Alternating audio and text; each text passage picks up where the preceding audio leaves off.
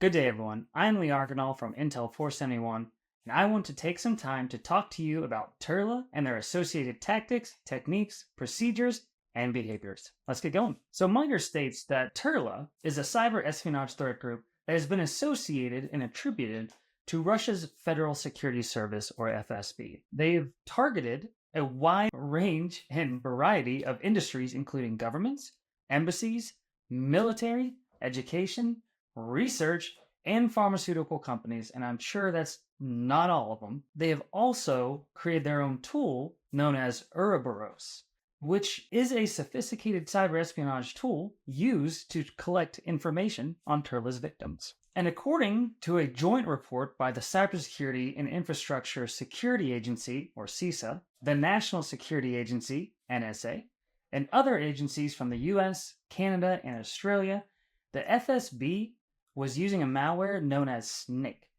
In the report, and a fun tidbit here, the authors state that it is the most sophisticated cyber espionage tool in the FSB's arsenal, which I think is probably one of the best openings of an article that I've read in a while. Not very good from the good guy standpoint, but you gotta give him some credit. But while the report does have a lot of technical details that I can highlight, let's focus on one that really stood out, and that's going to be on page 9. Under the persistent mechanism, we see that the malware creates a service named where-fault SVC, or where-fault service, which will execute the attacker's version of where-fault.exe, which will start the process of decrypting Snake's components and load them into memory once they're on the victim's machine.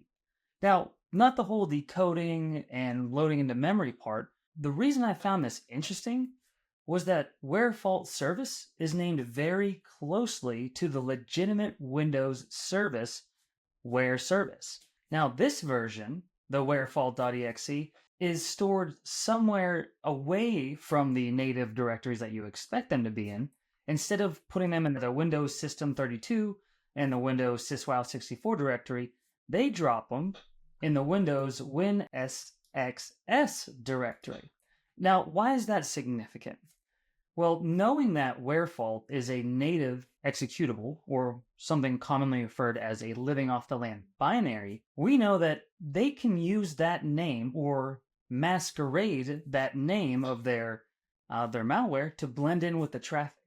So if you are just not really looking too deep into the data and you see where-fault.exe executing and you're ignoring the file path, you could definitely miss this. But if you're paying attention to the absolute path and seeing where this version of where-fault is executing from, you could definitely get a heads up into this technique. So taking a look at the technique or the sub-techniques in this case, we can take a look and see that masquerading is defined by MITRE as when adversaries may attempt to manipulate features of their artifacts to make them appear legitimate or benign to users and or security tools. So not only are they trying to bypass the users and the security professionals, but they're also trying to bypass security tools. Now, if we drop down the sub-techniques, we can actually find sub-technique 1036.005, which would match kind of the activity that's going on here, and it's named Match Legitimate Name or Location. So let's select that and see what we're taking a look at. And here we get even a more specific definition. So just a real quick wrap up. If you look at MITRE TAC matrix, what you'll see is it'll start with your tactics, which are very broad explanations of goals that the adversaries are trying to accomplish. So under defense evasion, that's the big umbrella term that they use for adversaries trying to get around those security tools and the safety configurations that you have in place. Now, when you take it down to the technique level, it's a little more specific. So we have masquerading, which is the technique, being 1036, and that's a little more specific, but still kind of general. But now, once we get to the sub-technique, now we're really being specific. And as you can see, it's masquerading, match legitimate name or location. If we take a look at the other sub-techniques, we can see how they differ, but at the same time, they're still accomplishing the same goal. But doing match legitimate name and location, this is done for the sake of evading defenses and observation. This may be done by placing an executable in a commonly trusted directory under System 32, or giving it the name of legitimate trusted program, example svchost.exe. And if we think about the article we just looked at, wherefault.exe was the one in question. So how do we hunt for these, and why are we hunting for behaviors and techniques and not just these names existing? Well, let's take a look at the hunt package we'll be using. That may be able to explain a little more. So looking at our community hunt package of copying files from native Windows directory for masquerading, we scroll down to the description. We can see that this package is designed to identify when native Windows executables are moved or copied out of their native directory and placed elsewhere, possibly for the purpose of masquerading. Masquerading being the main term here. So let's take a look at the query logic table and see what values we're going to be looking for. And as we scroll down, the query logic table is large here because, and you may have guessed it, there are a lot of Windows native living off LAN binaries. So as we scroll down, you'll see the large list of living off LAN binaries that this hunt package is looking for. Now, why are we looking for these specific files? Normally, this is the part where I would say we leave out the variables, and we don't look for IOCs, and we don't focus on file names. But this is a different case. These executables and these living off LAN binaries, they're gonna exist on every Windows box out there. It's not like the adversaries are naming what living off LAN binaries come with Windows. If anything, they're abusing them. So if they are going to masquerade to be a legitimate process, then they're going to use one of these names. So this is the few times that we can actually focus on a file name and not be worried about it changing from day to day. Because, normally adversaries, they may name their payload 1.bat or 2.ps1 or QWERTY. Whatever the case may be. Those will change. If the adversary can control it, they'll change it. But if they're trying to blend in, they're going to pick something that exists already in your environment. So what does that look like in Tool now that I'm getting off my soapbox? Let's take a look in Splunk. Let's take this query and really digest it and see what the data looks like. So as big as the query logic table was, it may look even bigger in Splunk. I honestly have never seen a search box be this large. But once again, that's a product of having to account for all those living off LAN binaries that exist. Now, the most important part of this query is up here in the first line, in the first actual condition.